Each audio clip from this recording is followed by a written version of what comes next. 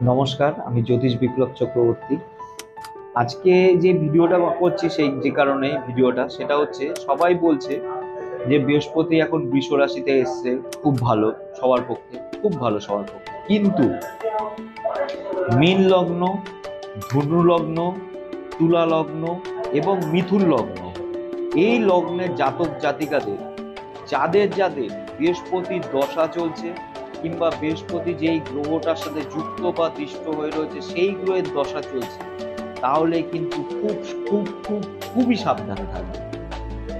কি কি ঘটবে বলতে গেলে অনেক বড় ভিডিও হয়ে যাবে, সেই জন্য আমি খুব শর্টে যদি বলি, খুব সাবধানে।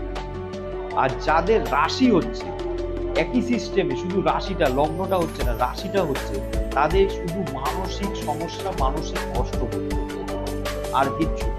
কতদিন?